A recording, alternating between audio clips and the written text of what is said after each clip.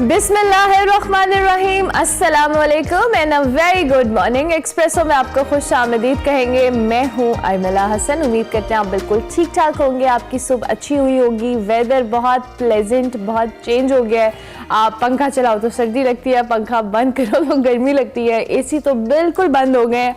आप हमारे स्टूडियोज़ में आज चल रहे थे तो हमें थोड़ी फील हो रहा था, तो हमने इसको कम किया बिकॉज यहाँ लाइट्स की वजह से थोड़ा प्रॉब्लम होता है। अदरवाइज जी I hope you guys are having a good day. बल्कि इनफैक्ट आपका स्टार्ट अच्छा हुआ होगा दिन का। आज रोड के ऊपर अच्छा खासा रश था। I don't know why. कल मैं आई थी, हालांकि कल बारिश थी और कंपैरेटिवली आज के निस्बत कम। कल जो ट्रैफिक था वो काफ़ी कम था, लेकिन आज ट्रैफिक बहुत ज़्यादा था। I don't know why. लेकिन स्टिल जी आप अपने ऑफिस से जा रहे होंगे, स्कूल्स पहुंच गए होंगे बच्चे, और ख़वातीन घरों में काम शाम कर रही होंगी। हम आज के शो में आज यूजुअल आपको बहुत कुछ बताएंगे और अच्छी खबरें भी हैं, कुछ अपसेटिंग खबरें भी हैं, और कुछ क्रिकेट को लेके हैं, इंटरनेशनल अफेयर्स हैं, देन इकॉनमी है, मोस्ट इंपॉर्टेंटली इस पर हम बात करते हैं। लेकिन आज में जी हम आपको स्पोर्ट्स की बात करेंगे और खेल के मैदान में पाकिस्तान फुटबॉल टीम की आज हम बात करेंगे। फॉर अ चेंज, क्रिकेट को छोड़ के पाकिस्तान फुटबॉल टीम ने कंबोडिया के खिलाफ वर्ल्ड कप 2026 के क्वालिफाइंग मैच में फतह हासिल कर ली है। FIFA world cup qualifying round में पाकिस्तान ने बहुत ही उम्दा खेल का मुजाहरा किया और कंबोडिया को 0 के मुकाबले में 1 गोल से शिकस्त दी। आज तारीख में ये पहली दफा हुआ है कि पाकिस्तान के हिस्से में ये पहली जीत आई है। पाकिस्तान के जो हारून हामिद हैं, उन्होंने 69वें मिनट में मैच का वाहिद गोल किया और ग्रीन शर्ट्स ने कंबोडिया की टीम को कोई गोल ना करने दिया और मैच में 1 गोल करके ये जो फतह है वो अपने नाम की। पाकिस्तान के हवाले से अगर आपको थोड़ा सा मैं ये बता दूं कि ये पहली बार हुआ है कि वर्ल्ड कप क्वालिफाइंग राउंड में पाकिस्तानी टीम जीती है, इनफैक्ट उस तक पहुंची है। So it's a great achievement of Pakistan football team. And I think हम इसको बार बार डिस्कस करते हैं कि हमारी फुटबॉल टीम के ऊपर उतना फोकस नहीं है या हम उस तरह से इंटरनेशनल टीम्स को मुकाबला नहीं कर सकते। 197th रैंकिंग है पाकिस्तानी टीम की और पहली दफ़ा हुआ है ये हिस्ट्री के अंदर। जिस तरह से इसको सेलिब्रेट किया गया है, ये आप विजुअल्स अपनी टीवी स्क्रीन पर देख सकते हैं कि जिस तरह प्लेयर्स ने अपनी जीत को सेलिब्रेट किया है। So we wish a very good luck for our Pakistan football team. हमें बहुत अच्छा लगता है जब हम क्रिकेट के अलावा किसी भी स्पोर्ट को डिस्कस करते हैं और इतने अच्छे अंदाज में करते हैं। दो की फैसिलिटीज़ नहीं होती, इनको उस तरह से ट्रेनिंग नहीं मिलती है, इनके और बहुत सारे इश्यूज होते हैं, लेकिन उसके बावजूद फुटबॉल टीम का इस तरह से आगे आना, इट्स अ ग्रेट अचीवमेंट। चले जी, ये तो अच्छी खबर थी पाकिस्तान फुटबॉल टीम के लिए। दूसरी जानिब कल साउथ अफ्रीकन्स के लिए बड़ा अपसेट हुआ। नीदरलैंड्स ने जनाब जनूबी अफ्रीका को हराकर क्रिकेट की तारीख में अपना नाम लिखवा लिया। आप ये कहें T20 वर्ल्ड कप में आपको याद होगा कि नीदरलैंड्स और साउथ अफ्रीका का मैच हुआ था और उसमें भी नीदरलैंड्स ने साउथ अफ्रीका को जो कह ले एक बहुत बड़ा धचका दिया था। और कल भी इस तरह यही हुआ कि वनडे वर्ल्ड कप के अंदर नीदरलैंड्स ने जनूबी अफ्रीका को हरा दिया और ये एक और बहुत बड़ा अपसेट है। उस दिन हम जिस तरह से अफगानिस्तान और इंग्लैंड की बात कर रहे थे इस टूर्नामेंट के अंदर, आज नीदरलैंड्स और साउथ अफ्रीका के कल मैच को देख के लगा कि एक और अपसेट हुआ है। वेरी अनप्रिडिक्टेबल किस्म का ये इवेंट चल रहा है। कुछ पता नहीं है कौन सी टीम कहां से निकलेगी, आगे आएगी, किसको हरा देगी। तो ये एक क्रिकेटिंग वर्ल्ड की यही खूबसूरती है। और इसके साथ साथ जी आज अफगानिस्तान और न्यूजीलैंड का मैच है, देखते हैं उसमें क्या होता है, क्योंकि न्यूजीलैंड भी स्ट्रॉन्ग टीम है और जब से अफगानिस्तान ने इंग्लैंड को हराया तो हम तो कुछ भी एक्सपेक्ट कर सकते हैं। वैसे तो पाकिस्तान को भी हरा चुके, लेकिन इंग्लैंड को हराना भी एक बहुत बड़ी बात थी। उस पर भी आज हम बात करेंगे। क्रिकेट को लेकर आपको पता है हमारा एक प्रॉपर सेगमेंट होता है, उस पर हम आगे जाके बात करेंगे। लेकिन उसके साथ साथ जी कुछ इंटरनेशनल अरीना पे जो खबरें हो रही हैं, जाहिर है हम उस पर ऑन एंड ऑफ बात करें। जो फ़लस्तीन और इजराइल का मामला है, इसमें कल अनफॉर्चुनेटली रात को इंटरनेशनल मीडिया के ऊपर रिपोर्ट्स आई कि गज़ा के हस्पताल के ऊपर, हॉस्पिटल के ऊपर इजराइल की जानिब से बमबारी की गई। 12वें रोज़ में जंग जारी है। इजराइल ने फ़लस्तीनियों पर ज़िंदगी तंग की हुई है।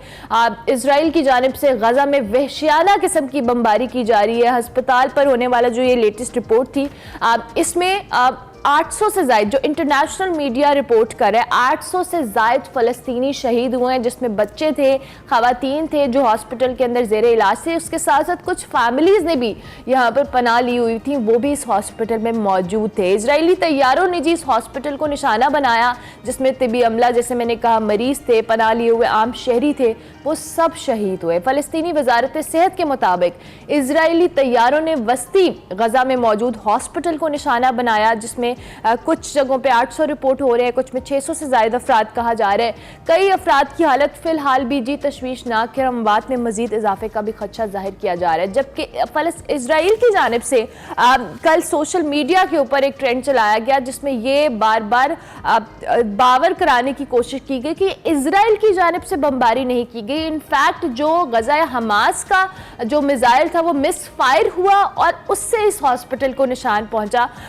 तो ये भी एक बहुत बड़ा अलार्मिंग सिचुएशन है कि जो सोशल मीडिया के ऊपर कैंपेन की जाती है, फेक न्यूज़ फैलाई जाती है, येलो जर्नलिज्म की जाती है, इस पे भी बहुत बड़ा सवालिया निशान बनता है। अशफा हॉस्पिटल है जी, उसके डायरेक्टर कहते हैं कि हम एनेस्थीसिया के बगैर सड़कों के ऊपर मरीजों का ऑपरेशन करने पर मजबूर हैं, क्योंकि यहाँ पर जिस तरह से कल बमबारी की गई इजराइल की जानिब से और ओवरऑल जो फ़लस्तीनी शहीद हुए हैं, अब तक उनकी तादाद 3500 से ज़ायद हो गई है।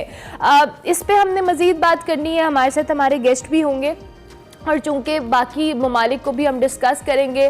बड़ा क्लियर स्टांस अपनाए हुए हैं, चाहे वो सऊदी अरब हो, उर्दन हो। कल जो बाइडन का जो उर्दन का दौरा है वो भी मनसूख हुआ है, क्योंकि अमेरिका बहुत खुलकर इजराइल की हिमायत में आगे आया भी है, उसने बार बार बात भी की है और आलमी बरादरी ने इस हमले पे जो हॉस्पिटल पे किया गया है इजराइल की जानिब से, उस पर शदीद तशवीश का इजहार किया है, उस पर गम गुस्से का इजहार किया है कि हॉस्पिटल्स को निशाना बनाना ये तो इंसानी हकूक़ की तो खिलाफ वर्जी है, ये किसी तौर पे भी जस्टिफाई नहीं किया जा सकता इजराइल की जानिब से। आगे बढ़ेंगे जी, इस पे हमने बात करनी है और ऑन ऑफ हम डिस्कस करते रहते हैं। ये तो इंटरनेशनल अफेयर्स जो भी हैं, अनफॉर्चुनेट मामला है, लेकिन मुल्क की सूरत हाल जो क्या है और ख़ास तौर पर इकॉनमी की, इस पर बात करेंगे आज की बड़ी खबर में।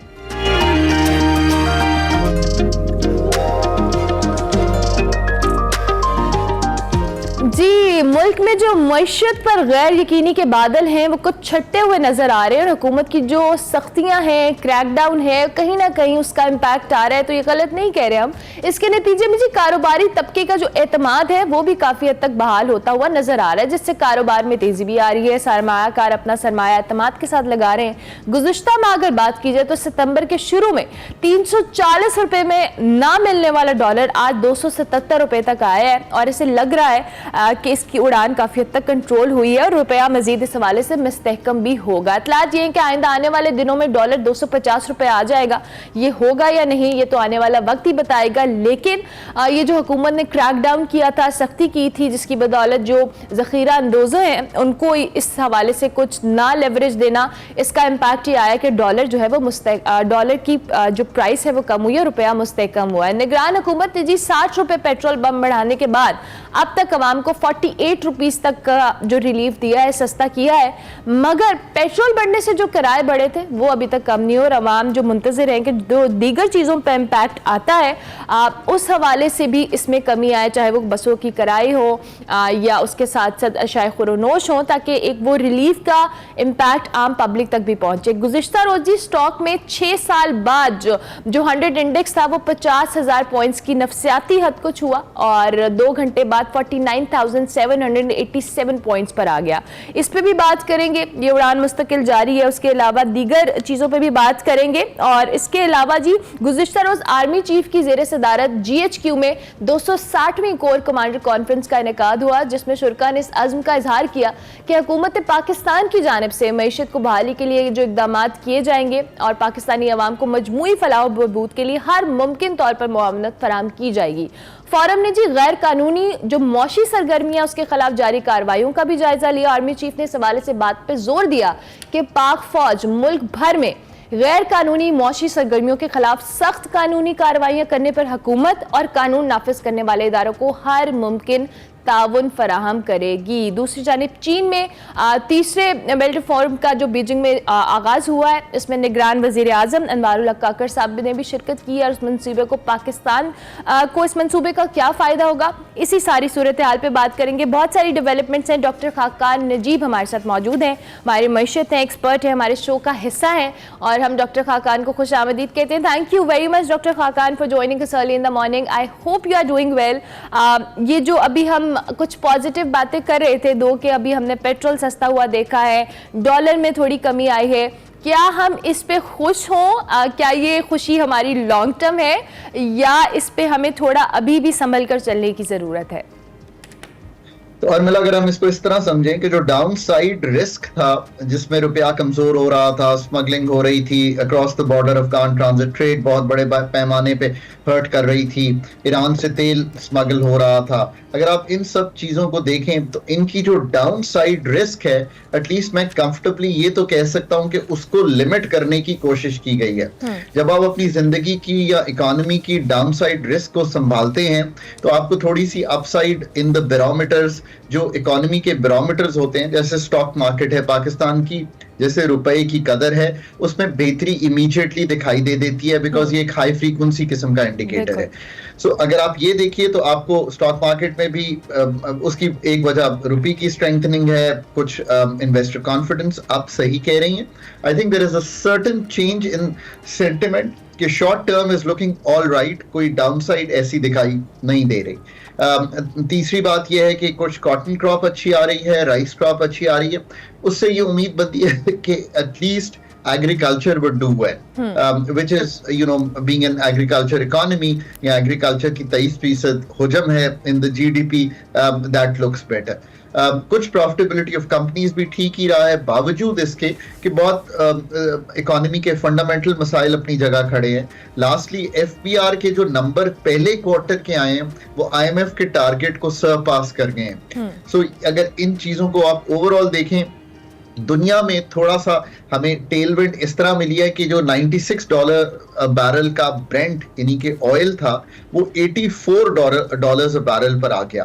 पर जो मिडिल ईस्टर्न कॉन्फ्लिक्ट है जिसका आपने बड़ा अच्छा जायजा पेश किया है अभी, उसकी वजह से वापस 89 पे चला गया, but still it's $6 of its highs, जिसकी वजह से ये एक रूम क्रिएट हुआ है। रूम क्या है? 48 रुपीज हमें अभी तक 2 हफ्ते में हमने पेट्रोल को कम किया है, 26 रुपए का पास थ्रू है हाई स्पीड डीजल पे, बावजूद इसके कि हमने 5 रुपए इस पे पेट्रोलियम डेवलपमेंट लेवी बढ़ाई है, 50 से 55 की है जो गवर्नमेंट की किटी में जाती है, फिर भी आपको एक 26 रुपए का रूम मिला है।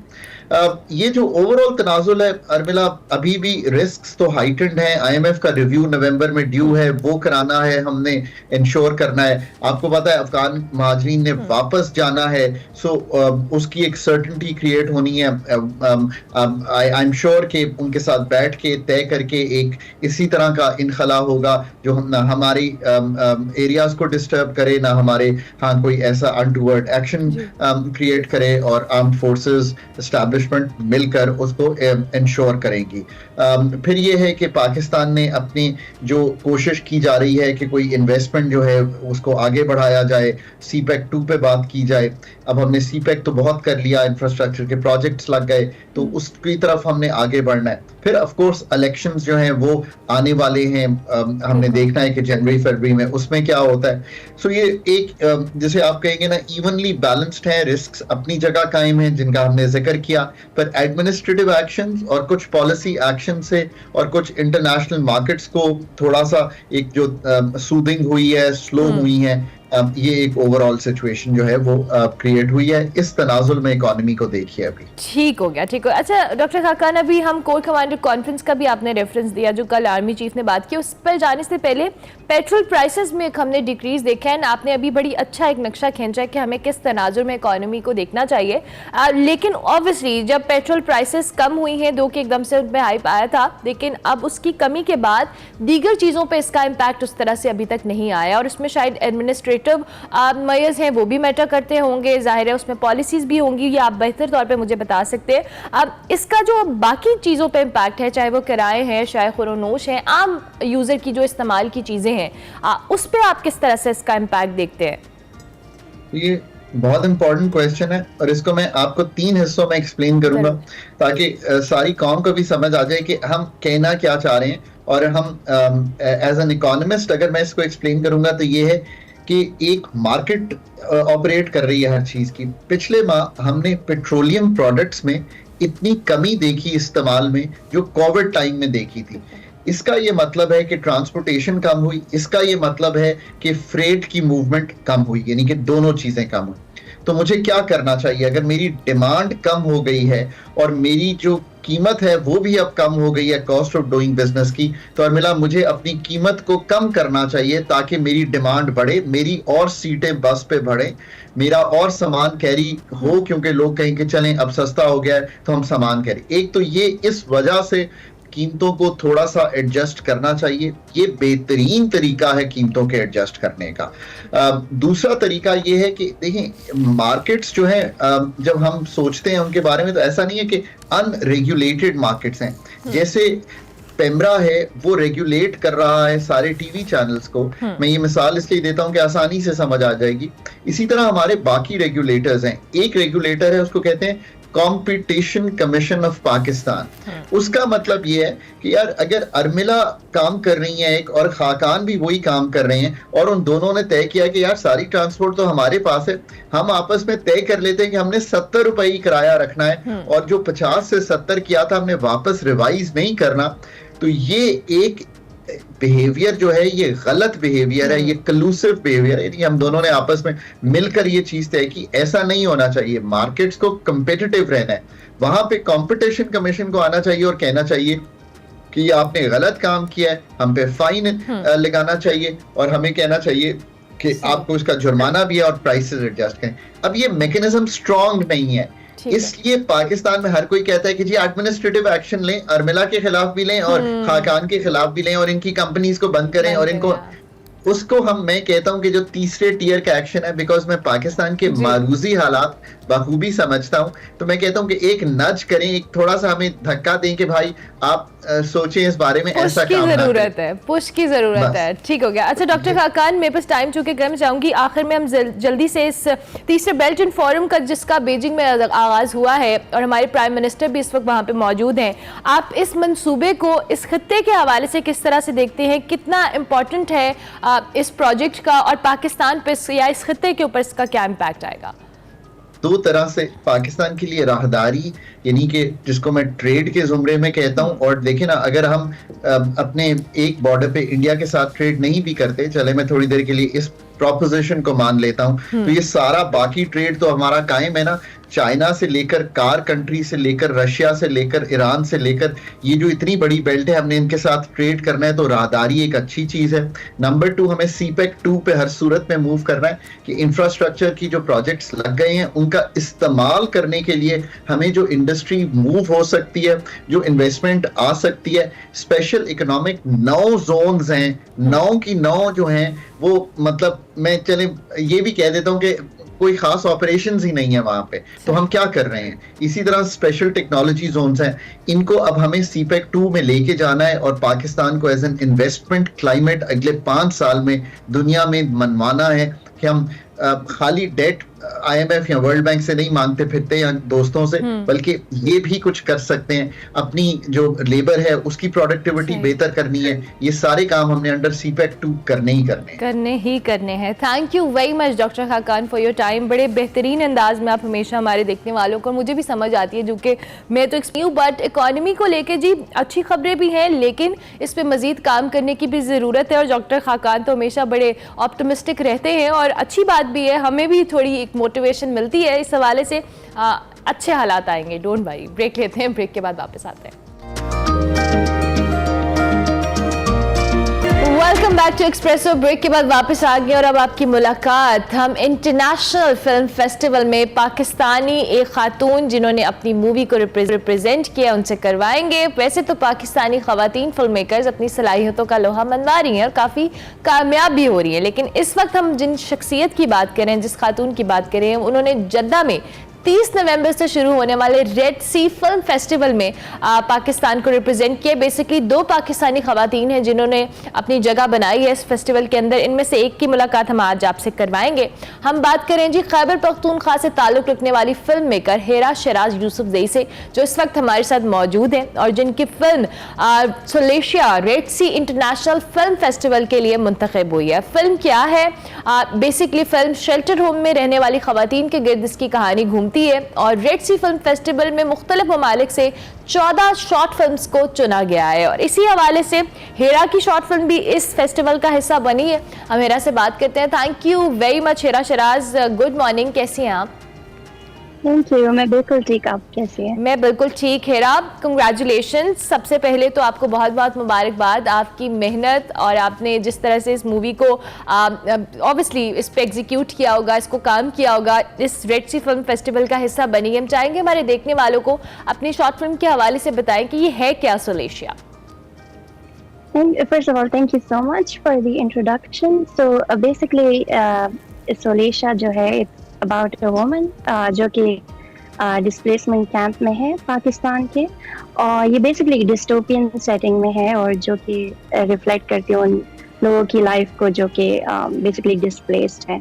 तो ये बेसिकली जो सोलेशिया है उसका थीम और सेटिंग ये है। ठीक हो गया। हेरा, इस फिल्म के हवाले से जैसे आपने कहा कि इसका थीम तो ये आपने जिस तरह शेल्टर होम में रहने वाली ख़वातीन या उनकी लाइफ के ऊपर बताया, बेसिकली हर मूवी को बनाने के लिए, आइडिया को एग्जीक्यूट करने के लिए कोई ना कोई मोटिवेशन चाहिए होती है या कोई लाइफ एक्सपीरियंस होता है। आपने या ये ब्रेनस्टॉर्मिंग की, आपको कोई आइडिया आया, आपने कोई चीज़ ऑब्जर्व की, इसके पीछे क्या थॉट प्रोसेस था? So basically, I mean, generally, जो है as a storyteller, so I usually look at like stories that are in my community. Like I'm a Pashtun, so I usually like telling stories of women or like Pashtun women or marginalized communities, especially. So ये story कैसे आई? Like basically, I do make films, I make documentaries. Some of them are on the topics of displacement. Climate change, like other women's issues. ये जो idea है, ये basically I collaborated with my co-writer Jonathan, जो कि like US से है, and then I collaborated with another Pashtun woman, Hira Faruqi, जो कि producer है इसकी, and then Zayan Agha, who's also producer. So it started off with that, like हमारे like एक आइडिया था और हमने उसको फिर स्क्रिप्ट में like इसको इवॉल्व किया, and then like we ended up shooting it. So like that was generally the process. And Red Sea Film Festival में like we were not expecting कि हम लोग like because हमारी जो ये Soleisha was still like in post production, so like it was still in post production and it was the last day, and then we sent it and it got selected. So it's really special for us. Lovely, exactly. ये तो बड़ी अच्छी बात है कि अभी post production में थी आपकी मूवी और उसके बाद फिर आपने उसको कैसे बनी इस फेस्टिवल का हिस्सा? मतलब क्या वहाँ पे किस क्राइटेरिया के ऊपर शॉर्ट फिल्म्स को सिलेक्ट किया जाता है? चूँकि 14 शॉर्ट फिल्म्स हैं जिनको दुनिया भर के मुख्तलिफ ममालिक से चुना गया है, सो क्या क्राइटेरिया होता है इस फेस्टिवल में? I think like it is a बहुत well known festival है ये, so I think the criteria there is, I think any film that really appeals to I guess the jury, okay, and like which is significant thematically, culturally, and then I think this is a festival जो कि Middle Eastern, South Asian, but in fact I think this festival में like there were films all around the world that exactly. that submit, so it is a big deal. Like definitely it's a big deal. मतलब ये तो बहुत बड़ी बात है कि आपकी मूवी जिसको अभी आप खुद बता रही है कि पोस्ट प्रोडक्शन में थी और इसके आइडिया को आपने एग्जीक्यूट किया। अब ऑब्वियसली हम चाहेंगे, जैसे आपने खुद भी मेंशन किया कि आप डॉक्यूमेंट्रीज भी बनाती हो, दीगर चीज़ों पे भी काम करती हो, क्या फ्यूचर प्रोजेक्ट्स हैं या कोई ऐसा, चूँकि आपने खुद कहा कि आप पश्तून हो और आपने वहाँ की ख़वातीन को, उधर के आइडियाज़ को लेकर चलती हो, कोई फर्दर फ्यूचर में प्लान है जिस पे काम करिए आप? हाँ बिल्कुल। सो अभी हम अपने एक फीचर डॉक्यूमेंट्री पे काम कर रहे हैं which is called Indus Rising, और वो कोस्टल रीजन की ख़वातीन के बारे में है, how they're like बहुत I mean it is really inherent in them to protect the environment, especially after floods, how they are working hard to protect their environment, even though they are indigenous, like women. Or so we are working on that story. I'm the director of that feature documentary. So it will be released for COP28, जो कि UN का it's called climate. Okay. It's a climate conference by the UN. It's one of the biggest conferences in the world for climate change. So yeah, That's amazing. Good luck, Hira. Thank you very much for joining Thank you. us and congratulations once again. बहुत बड़ी achievement है ये आपके लिए भी और definitely हम सबके लिए भी कि आपकी शॉर्ट फिल्म को रेड सी फिल्म फेस्टिवल का हिस्सा बनाया गया। सुलेशा इनकी मूवी का नाम है और इसके जो बेसिकली शेल्टर होम में रहने वाली खवातीन के हवाले से इसकी कहानी है। तो हिरा शिराज से हमने आपकी मुलाकात करवाई। अभी हम एक ब्रेक लेंगे, ब्रेक के बाद वापस आएंगे। आप देखते रहिए Expresso. Welcome back to Expresso. Break के बाद वापस आ गए। प्रोग्राम के आगाज में हमने कल रात जो गजा के अस्पताल के ऊपर इसराइल की जानिब से बमबारी की गई उसके हवाले से बात की थी और इन डिटेल अब हम इस सेगमेंट के अंदर इस पर बात करेंगे। इंटरनेशनल मीडिया के मुताबिक जी 800 से जायद फ़लस्तीनी जो है इस हॉस्पिटल अटैक में शहीद हुए हैं, जबकि मुख्तलिफ अगर हम बात करें शिफा हॉस्पिटल है जी गजा के, उसके डायरेक्टर कहते हैं कि एनेस्थीसिया के बगैर रोड्स के ऊपर लोगों का ऑपरेशन करने पर मजबूर है क्योंकि इस हॉस्पिटल के अंदर बच्चे, खवातीन और जो लोग जेरे इलाज थे उनके अलावा बहुत सारे ऐसे लोग भी वहां पे मौजूद थे जिन्होंने पनाह ली हुई थी। ऑलरेडी जी जहां पे सहूलियात सेहत की कम है, इमदाद पहुंच नहीं रही, इंसानी बहरान जन्म ले रहा है। दूसरी जानिब अगर हम ओवरऑल इन हमलों में बात करें जो इजराइल की जानिब से गजा पर किए गए, इसमें शहीद फलस्तीनियों की तादाद 3500 से जायद हो गई है। फलस्तीनी वजारत सेहत के मुताबिक गजा में इजरायली हमलों से 12,500 अफराद जख्मी हुए जबकि शहीद होने वालों में 1000 से जायद बच्चे और खवातीन शामिल हैं 1000 से। फलस्तीन जर्नलिस्ट के मुताबिक जी गजा में इजरायली बमबारी से अब तक 11 सहाफियों के जाम बाहक होने की भी तस्दीक हुई है। इजरायली बमबारी के बायस गजा के 4 अस्पतालों में इलाज बंद कर दिया गया है जबकि इजराइल ने मजीद 21 अस्पताल खाली करने का भी हुक्म दिया है। इस जंग में मजीद शिद्दत का खदशा बढ़ता ही चला जा रहा है, इनफैक्ट बढ़ चुकी है क्योंकि ईरान ने इजराइल के खिलाफ चंद घंटों में कार्रवाई की वार्निंग भी जारी कर दी है और ईरानी हुकाम के मुताबिक ईरान का खुद जंग में शरीक होना भी खारिजुल इम्कान नहीं हो सकता। दूसरी जानिब अक़वाम मुत्तहिदा ने खबरदार किया है कि गजा की नाकाबंदी से 5,500 हामिला खवातीन, प्रेग्नेंट खवातीन की जिंदगी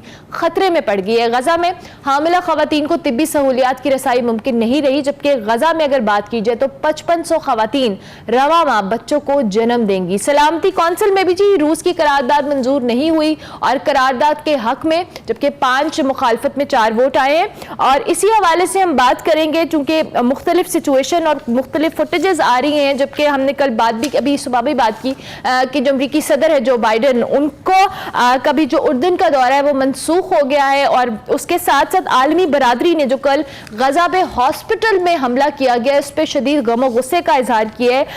इसी पे पाकिस्तान का मौके भी बड़ा स्ट्रॉन्ग है, इस पे भी बात करेंगे। हाफिज ताहिर महमूद अशरफी साहब हमारे साथ मौजूद है, माहिर हैं मशरिक वस्ता अमूर के, उनको खुश आमदीद कहेंगे। बहुत शुक्रिया हाफिज साहब आपने हमें ज्वाइन किया।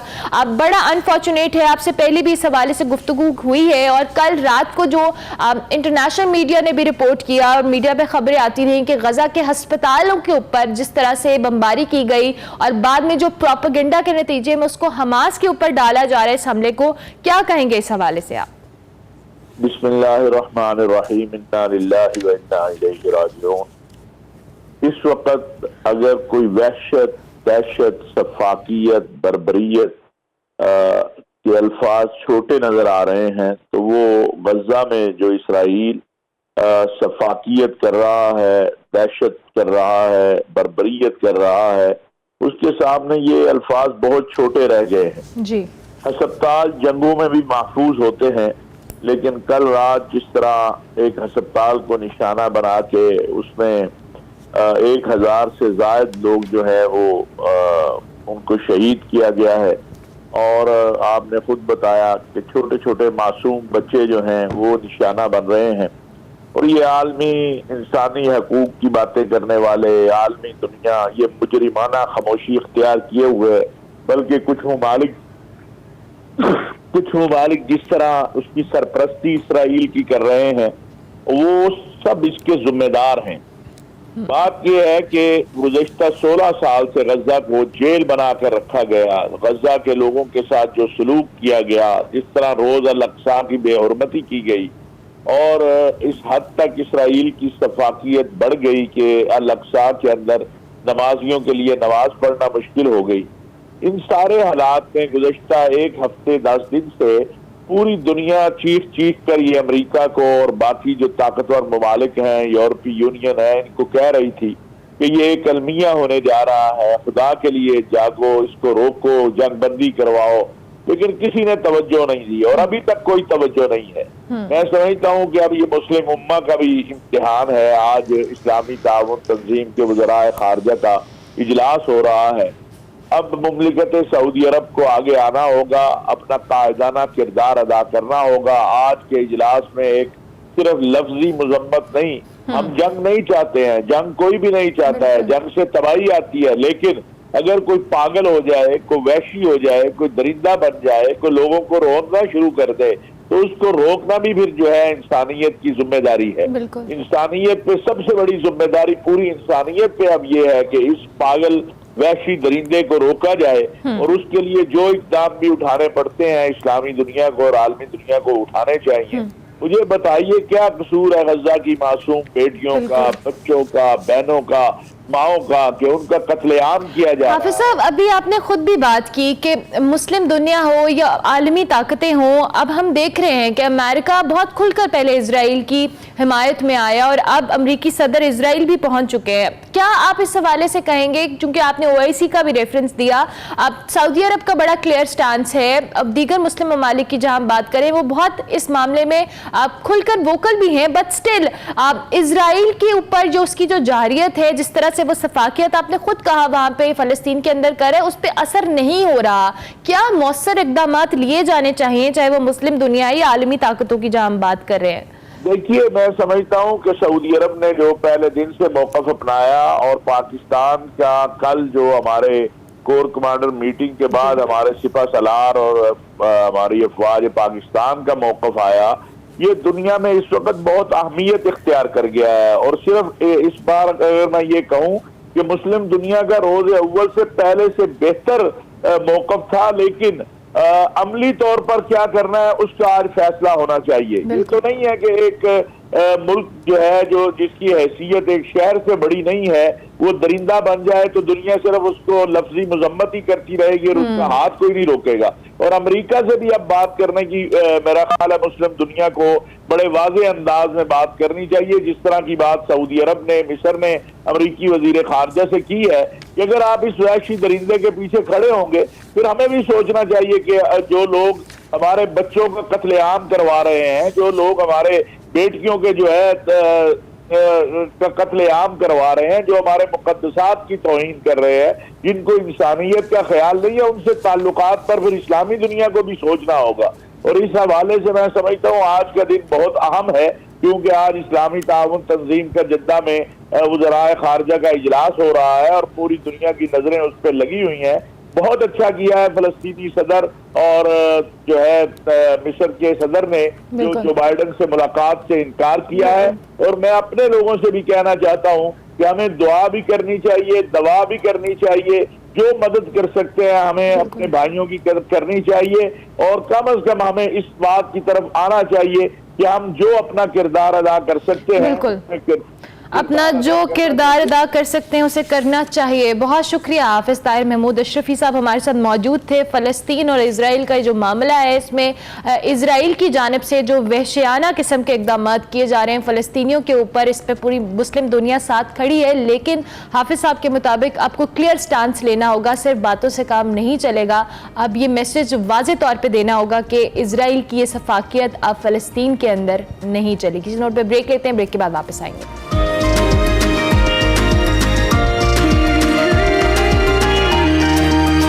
Welcome back to Expresso. Program के दूसरे हिस्से में आपको खुश आमदीद कहेंगे। अब आपको दिखाएंगे हमारा सेगमेंट तड़के तड़के, जिसमें सिकंदर बट आज हमारी मुलाकात करवा रहे हैं एंकर पर्सन पीजे मीर से। अस्सलाम वालेकुम। एक्सप्रेसो तड़के तड़के के साथ मैं हूं सिकंदर बट और आज मैं सुबह तड़के तड़के आपको मिलवाऊंगा the legendary one and only PJ Mir Sahab से। अस्सलाम वालेकुम सर। वालेकुम सलाम। कैसे हैं? सर आज मैंने पा लिया राज आपकी फिटनेस का कि आप सुबह सुबह अपनी हेल्थ के लिए बड़े कॉन्शियस हैं, इसीलिए you are looking super fit.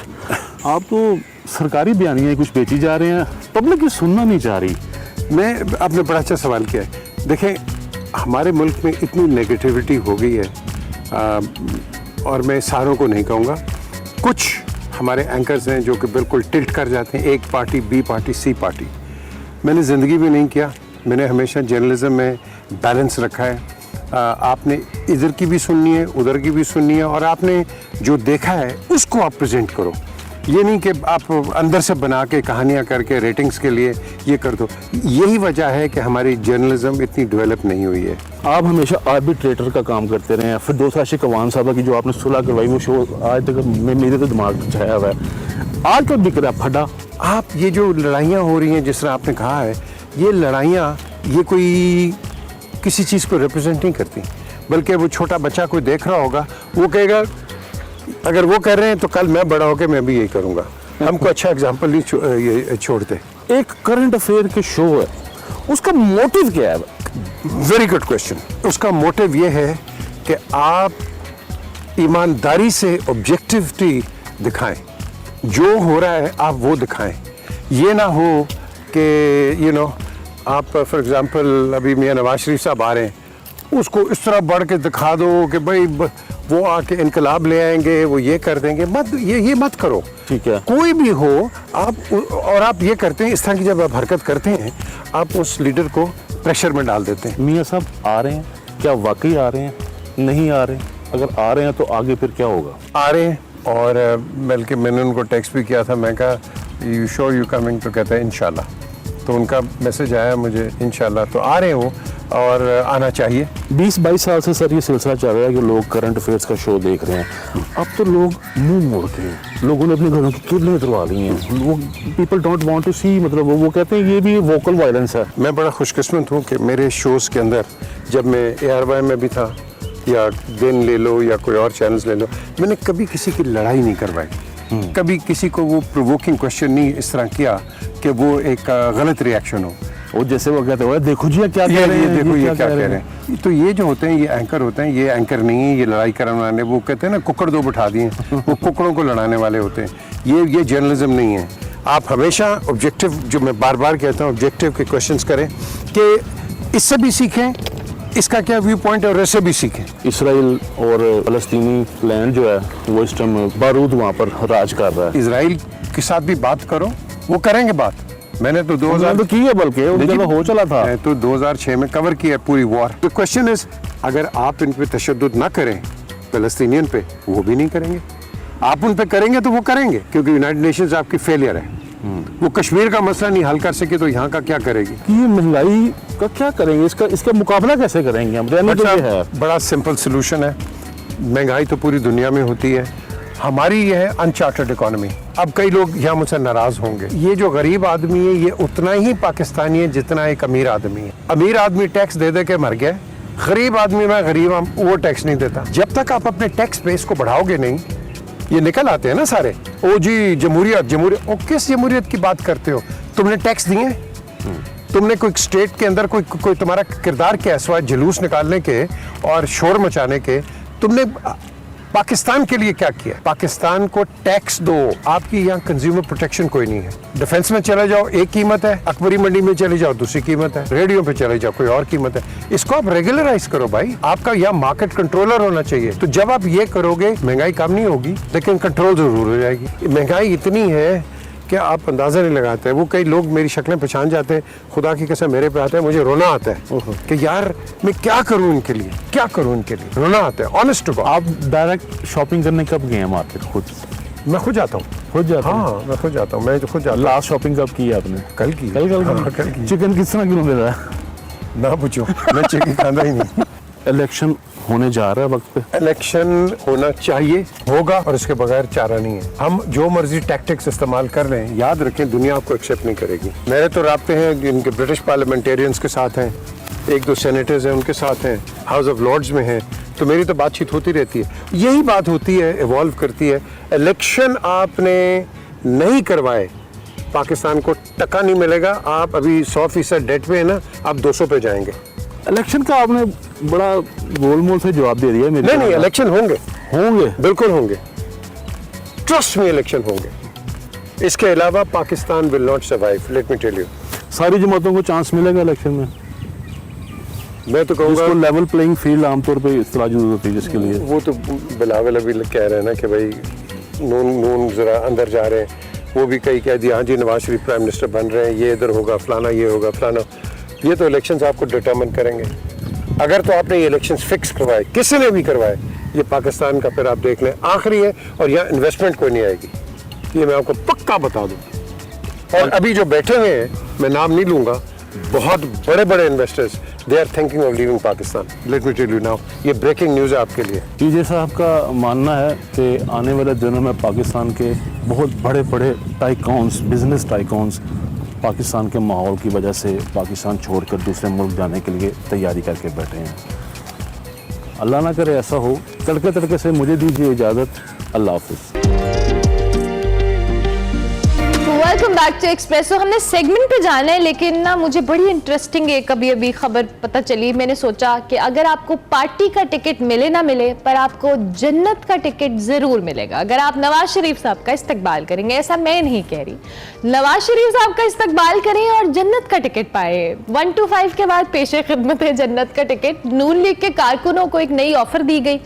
लीगी रहनुमा जी नवाज शरीफ के इस्तकबाल करने वालों में जन्नत के टिकट बांट रहे हैं। उन्होंने कहा जी कि मुस्लिम नून के जो साबिक एमएनए हैं चौधरी असदुर रहमान साहब, वो कल एक कॉर्नर मीटिंग से खिताब कर रहे थे। उन्होंने कहा कि नवाज शरीफ का इस्तकबाल अगर आप करेंगे तो आप जन्नत में जाएंगे सीधा। जो लोग यहाँ बैठे हैं वो तो जाएंगे ही जाएंगे, लेकिन जो लाहौर आएंगे 21 अक्टूबर को वो भी जन्नत में जाएंगे। अल्लाह हम सबके लिए ऐसी जन्नत दे। हमें इतनी जन्नत आसानी से मिलने लगती तो क्या ही बात थी। लेकिन मैं हैरान हूँ कि 1 to 5 पहले ऑफर कर रहे थे कि जी आपको 1 to 5 मिलेगी अगर आप इस्तकबाल के लिए आएंगे मियां नवाज शरीफ साहब के। अब आपको सीधा वो जन्नत में पहुंचाएंगे।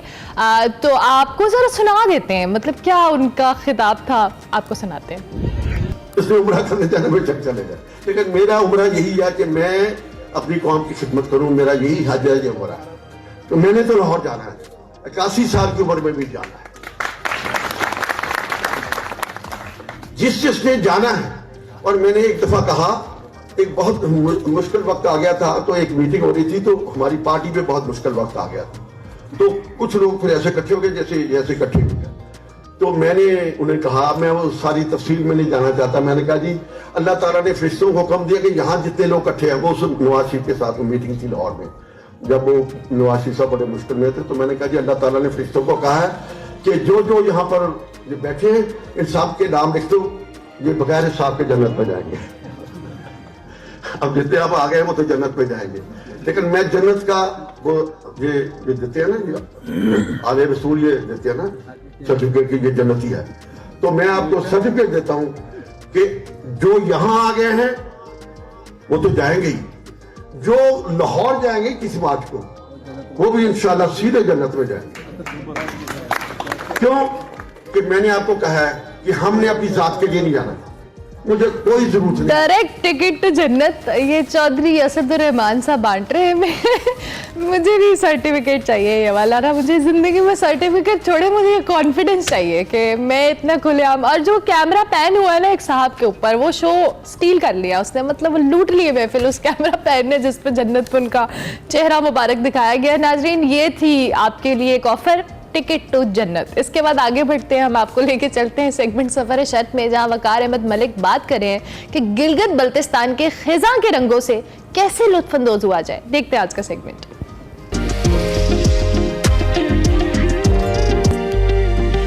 अस्सलाम वालेकुम नाज़रीन, मैं हूं वकार अहमद और आप देख रहे हैं सफ़र शर्त। बात करेंगे खिज़ां के रंगों पर, और खिज़ां के जो रंग गिलगित बल्तिस्तान में उतरते हैं। गिलगित बल्तिस्तान एक मुनफरिद शोहरत रखता है इन खिज़ां के रंगों के हवाले से, और गैर मुल्की सयाह जो हैं वो इस सीज़न में स्पेशली बहुत ज़्यादा आते हैं गिलगित बल्तिस्तान में।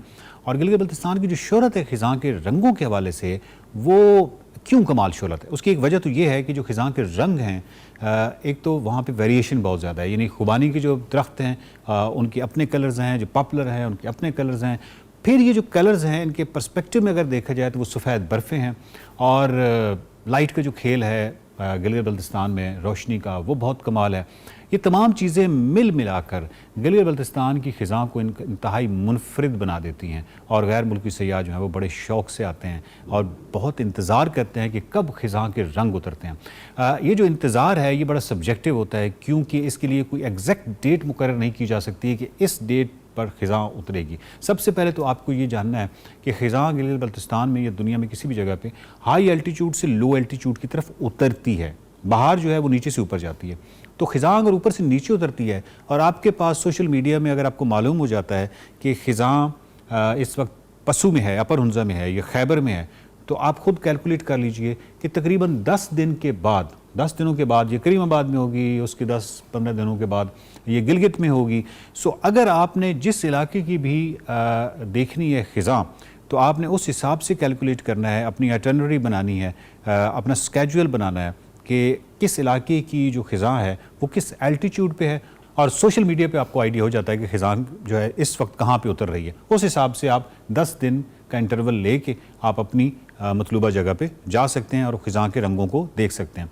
दूसरी अहम चीज़ ये है कि ख़िज़ा जो है, ख़िज़ा के जो कलर्स हैं ये 10 से 15 दिन तक रहते हैं किसी भी एल्टीट्यूड पे, और इस दौरान अगर हवा चल जाए, यानी तेज़ हवा चल जाए, तो पत्ते झड़ जाते हैं, और जब पत्ते झड़ जाते हैं तो ख़िज़ा का अमल जो है या वो ख़िज़ा की जो खूबसूरती है वो ख़त्म हो जाती है। सो इस हवाले से ये है कि आप जहाँ से सफ़र शुरू करें, और बदकिस्मती ये हो कि जिस इलाके की आप ख़िज़ा देखने जा रहे हैं वहाँ के पत्ते झड़ जाएँ इस वजह से क्योंकि वहाँ पे कहीं तेज़ हवा चली हो, तो ये एक अलग बात है। लेकिन एक बात को ज़हन में रखिए कि 15 अक्टूबर या स्पेशली 20 अक्टूबर के बाद आप 20 नवंबर तक जब जाएंगे गिलगित बल्तिस्तान में, तो ये नहीं हो सकता है कि आपको ख़िज़ा मिले ही नहीं। आपको ख़िज़ा मिलेगी ज़रूर, वो मुख्तलिफ़ जगहों पे हो सकती है। ये आपको देखना है कि किस एल्टीट्यूड पे इस वक्त ख़िज़ा है और उससे अगले 10 दिन में ये ख़िज़ा जो है किस मकाम पे होगी। तो एक तो इस हवाले से आप जा सकते हैं। दूसरा जो एक बहुत ही अहम मशवरा आपको ख़िज़ा के हवाले से देना है वो ये है कि जब जिस जगह पर भी जाएँ, यानी मुख्तलिफ़ जगहों की जो ख़िज़ा है वो बहुत ही खूबसूरत है। आप देखिए कि नगर की जो ख़िज़ा है वो अपनी उसका एक हुस्न है, इसी तरह हुंज़ा की ख़िज़ा का अपना हुस्न है। स्कर्दू की तरफ आप जाएँ, खपलू की तरफ आप जाएँ, गांचे की तरफ आप जाएँ, इधर दरकूत की तरफ आप जाएँ, फंडर की तरफ आप जाएँ, यानी जिस जगह के आप नाम लें तो उसकी ख़िज़ा के रंग अपने ही रंग हैं। तो आप जहाँ पर भी जाएँ, मशवरा सिर्फ ये है कि किसी एक जगह पर जाएँ। अगर आप खपलू जा रहे हैं, अगर आप फंडर जा रहे हैं, कहीं पर भी जा रहे हैं, उस जगह के लिए जाएं और थोड़े से वक्त में बहुत सारी जगहों को कवर करने की कोशिश ना करें। वहाँ पे रहें, और वहाँ पे अगर ख़िज़ा आपने गाड़ी पे देखी है तो फिर आपने ख़िज़ा नहीं देखी। अगर आपने बाइक पे देखी है तो आपने ख़िज़ा नहीं देखी। ख़िज़ा के जो रंग हैं वो अगर आपने देखने हैं तो आपको उस जगह रहना पड़ेगा, और उसके बाद पैदल मुख्तलिफ़ वैलीज़ में या मुख्तलिफ़ जगहों पे पैदल आप सफ़र कीजिए और फिर ख़िज़ा देखिए। फिर मैं कह सकता हूँ, आप भी कह सकते हैं कि हाँ वाकई आपने ख़िज़ा देखी है। उसकी वजह क्या है?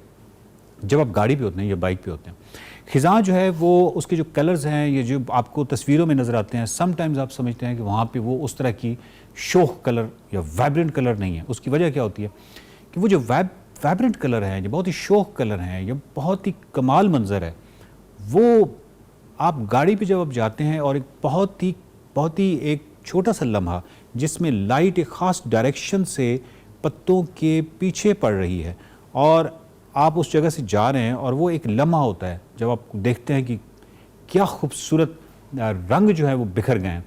लेकिन वो एक लम्हे में गाड़ी आपकी गुजर जाती है, उस एक लम्हे में अगर आप बाइक पे हैं वो बाइक भी गुजर जाएगा।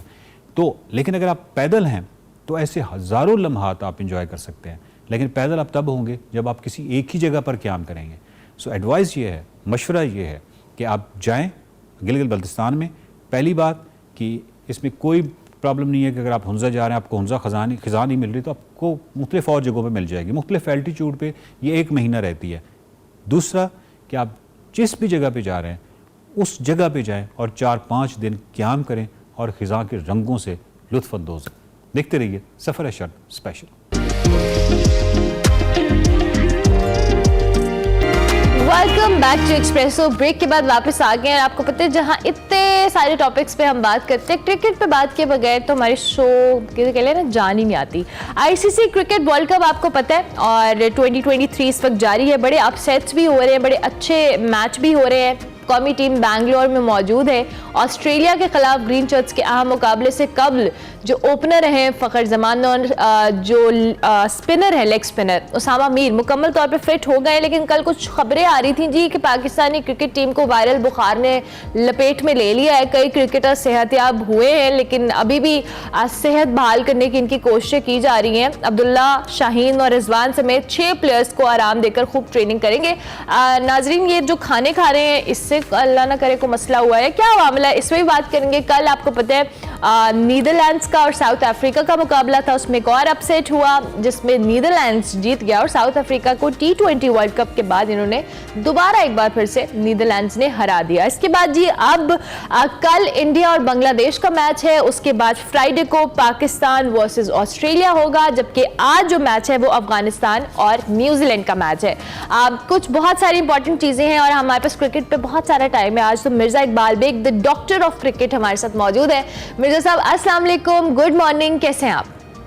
वालेकुम अस्सलाम अरमला, मैं बिल्कुल ठीक हूँ, सुबह बखैर। आप लगता है आज आप अकेली हैं? बिल्कुल मिर्जा साहब, मैं अकेली हूँ, लेकिन अब आपने मुझे ज्वाइन कर लिया तो मैं जरूर चाहूंगी कि आप अपना ये जो प्रिस्क्रिप्शन है ना ये हमारे प्लेयर्स को भी दें। बीमार हो गए, क्या मसला है इनको, ये खाने खा रहे हैं, ज्यादा घूम फिर रहे हैं, पहले अनफिट थे, अब उसके बाद वायरल बुखार हो गया है, ये तो मामला नहीं सही।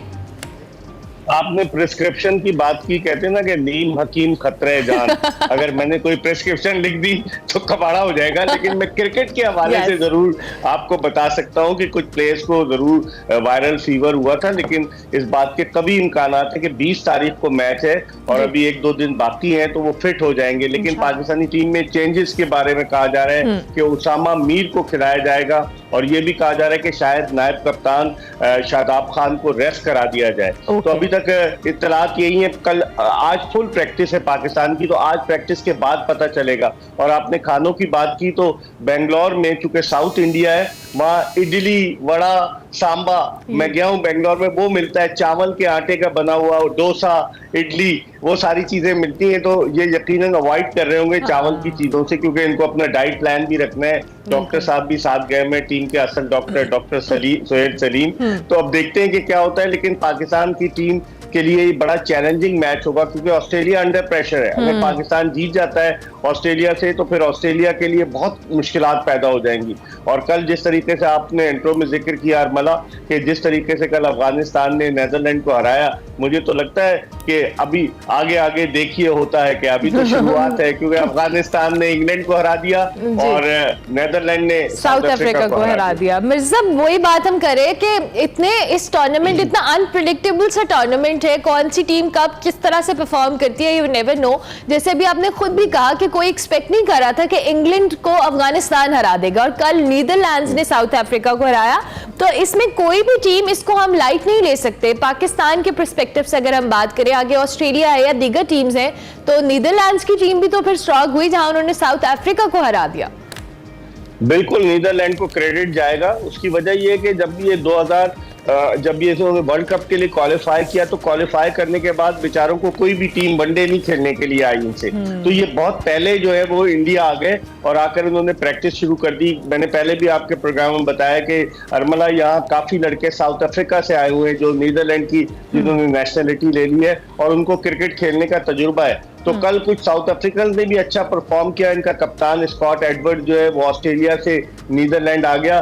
तो कल जो साउथ अफ्रीकन ने परफॉर्म किया उसको तो यही कह सकते हैं इस घर को आग लग गई घर के चराग से। बिल्कुल साउथ अफ्रीका को कोई तवक्को नहीं कर रहा था कि जीत जाए, वो नेदरलैंड जीत जाएगा, लेकिन नेदरलैंड जीत गया।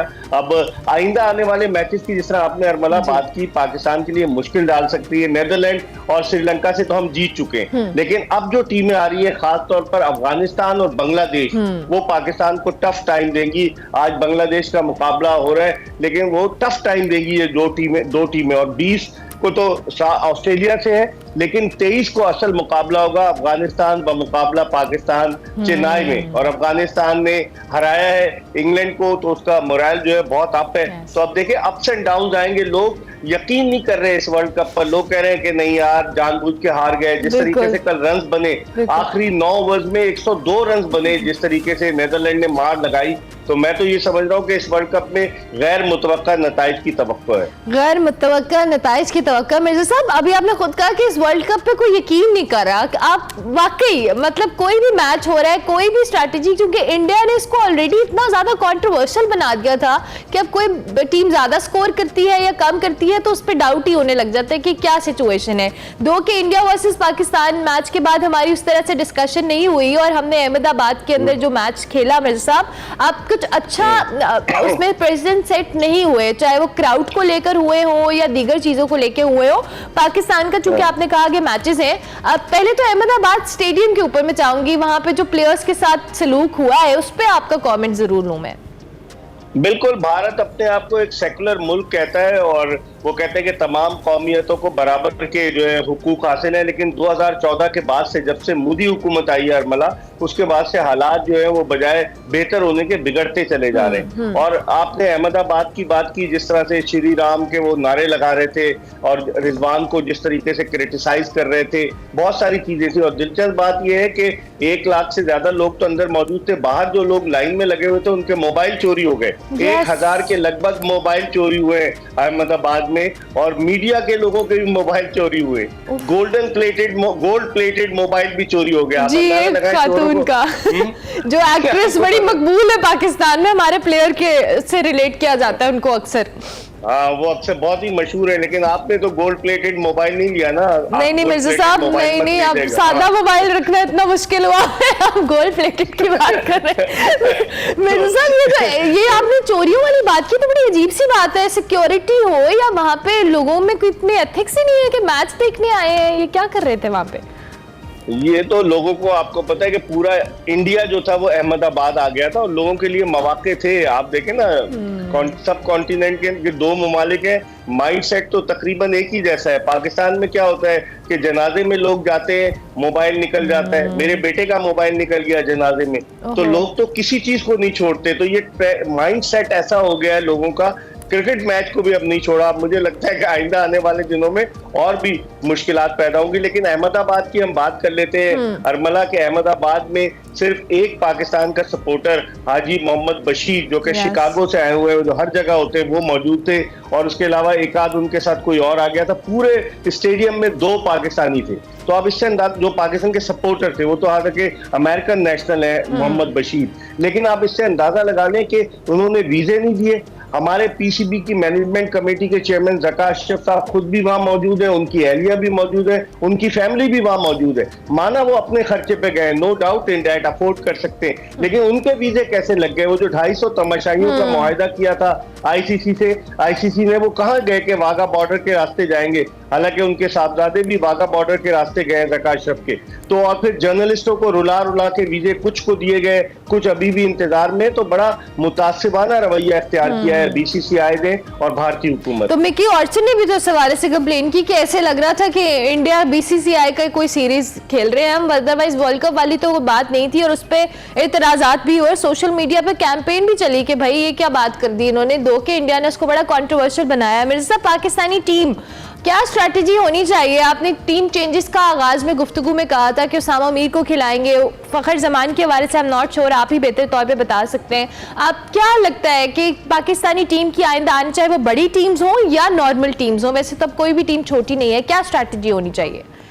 देखिए अरमला, सबसे पहले तो पाकिस्तान का स्पिन बॉलिंग अटैक एक्सपोज हो गया। ये दोनों अच्छे बॉलर हैं लेकिन परफॉर्म नहीं कर पा रहे। शादाब खान की परफॉर्मेंस देख लें, उन्हें वाइस कप्तान बनाया हुआ है। और फिर उसके अलावा मोहम्मद नवाज को देख लें, लोग कहते हैं ये T20 के बॉलर हैं, ये 4 ओवर्स बड़े अच्छे कर सकते हैं, लेकिन 50 ओवर्स की क्रिकेट में इनकी परफॉर्मेंस जो है वो डाउनफॉल है उसमें। तो अब पाकिस्तान एक तो उसामा मीर को खिला सकता है, ऑस्ट्रेलिया के खिलाफ कभी इम्कान है।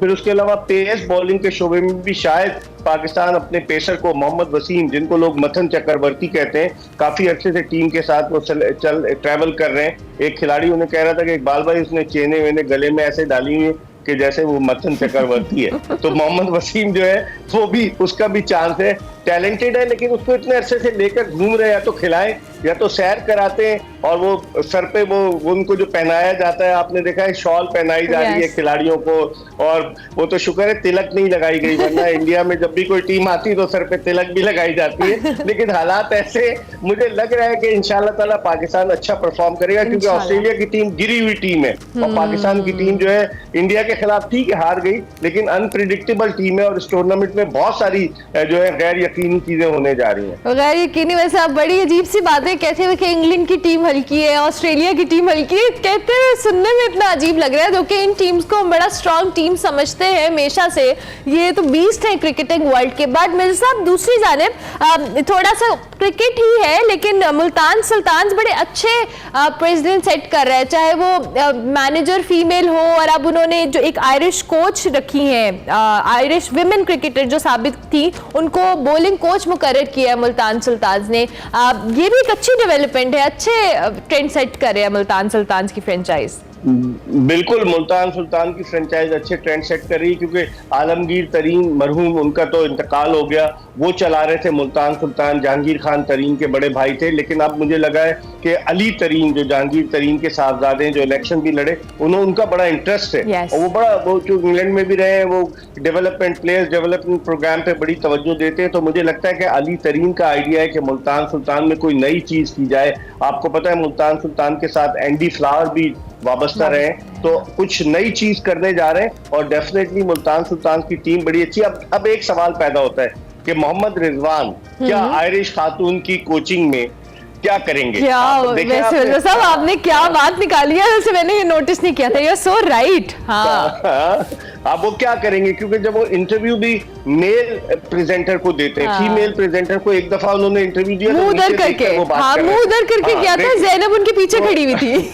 हाँ, तो अब आप देख लें कि रिजवान के लिए क्या होगा, क्योंकि वो तो मेन प्लेयर है मुल्तान सुल्तान के, लेकिन ये यकीनन अभी इसको सेटल करेंगे अली तरीन किसी भी कुछ ना कुछ अली तरीन इसका कोई हल सोचेंगे तो सही, क्योंकि इतने मेन प्लेयर को अगर इस तरह वो अनकंफर्टेबल हैं तो जाहिर है कि उन पे होगा। मिर्जा जो रिजवान की, मोहम्मद रिजवान की आपने बात की, इनकी नमाज पढ़ने पे जो एतराज हुआ था और एक वकील साहब ने कोई दरखास्त भी दे दी है, मतलब ये अब इस बातों पे भी प्लेयर्स को निशाना बनाया जाएगा।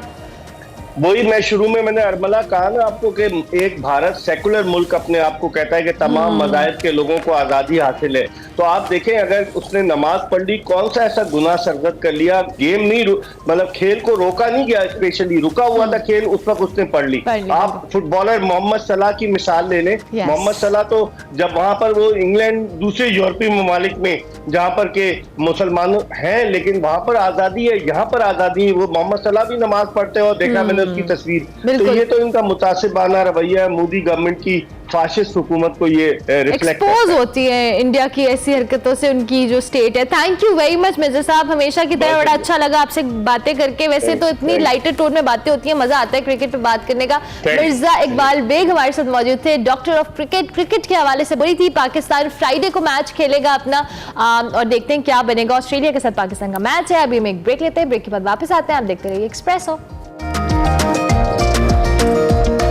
प्रोग्राम के बिल्कुल आखिरी हिस्से में आपको खुशामदीद कहेंगे और जाते जाते हम आपको एक्सरसाइज करवाएंगे और एक्सरसाइज के लिए आज हमारे साथ फैसल मौजूद हैं। जी फैसल, आज का जो हमारा वर्कआउट होगा वो आर्म्स का होगा। इसमें ट्राइसेप और बाइसेप को हम कवर करेंगे। तो 4 मूवमेंट में करके दिखा देता हूँ, जिसके लिए हम यूज़ करेंगे एक डंबल ऑफ पेयर का। तो क्विकली इसको कवर करते हैं। सबसे पहले एक डंबल मैंने लिया, ये ट्राइसेप की मूवमेंट है, ट्राइसेप पहले करेंगे, इसके बाद फिर बाइसेप भी कवर करेंगे। तो आपने ये बिहाइंड द हेड इसको ले जाना है। कोशिश करें ये मूवमेंट आपकी बिल्कुल एक्यूरेट रहे। यहाँ पर बिल्कुल आप ऊपर ले आएंगे, स्ट्रेच करेंगे पूरा एल्बो को। ये आप इसका साइड से भी देख सकते हैं।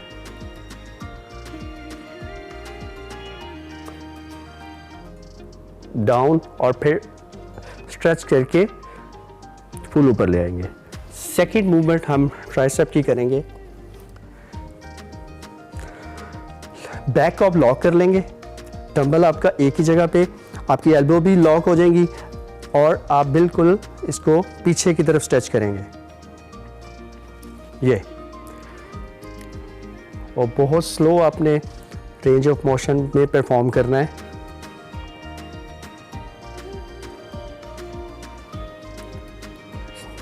थर्ड मूव आप सिंगल डंबल से करेंगे और सिंगल आर्म से करेंगे।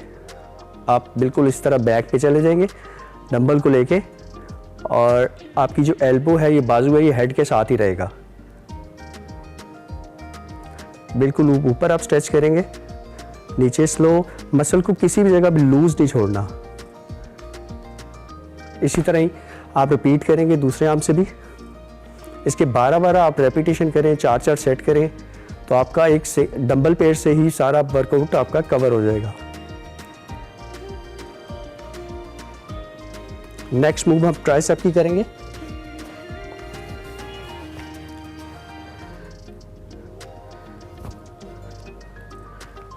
आपने यू अपनी चेस्ट के ऊपर इसको होल्ड करना है पहले एंगल को ठीक करने के लिए,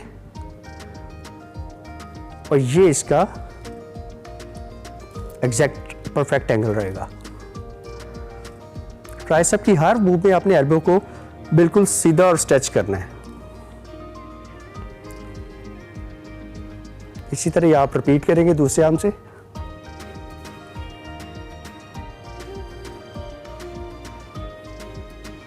बिल्कुल ऊपर जब जाएंगे तो स्ट्रेच होगा एल्बो।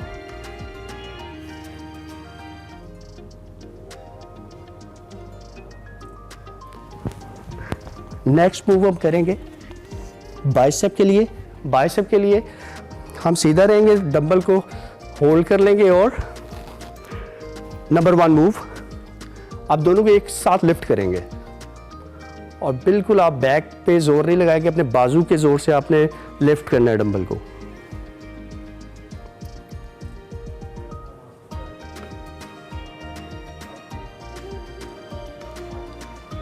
नेक्स्ट मूव आप डंबल को होल्ड कर लेंगे, थोड़ी इंटेंसिटी भी बढ़ जाएगी। आप सिंगल आर्म से और सिंगल डंबल से आप परफॉर्म करेंगे। इसको आप होल्ड ही रखेंगे, आपका मसल भी इंगेज रहेगा। सेम आप दूसरे साइड पे भी रिपीट कर लेंगे। अगर आपके पास चेयर है तो बहुत अच्छा है, अदरवाइज आप अगली वाली मूव को यहाँ पर आप रखें, साइड डंबल साइड पे रखें, और ये देखें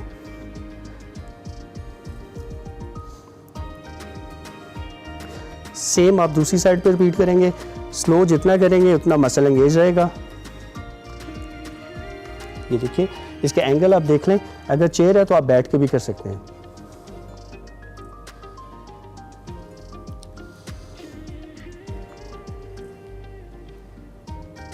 नेक्स्ट मूव अभी हम करेंगे बाइसेप के लिए। तो आप दोनों डंबल्स को लेंगे, ये आप रखेंगे यहां, स्ट्रेच करेंगे, जितना नीचे स्ट्रेच करेंगे उतना मसल आपका टारगेट एक्यूरेट रहेगा। ठीक हो गया, इतने ही सेट्स इसके भी रिपीट करने हैं। Thank you very much Faisal, बहुत शुक्रिया। फैसल हमारे साथ मौजूद थे, एक्सरसाइज इन्होंने कराई। हमारे शो का वक्त खत्म हुआ, कल फिर मिलेंगे, तब तक के लिए अल्लाह।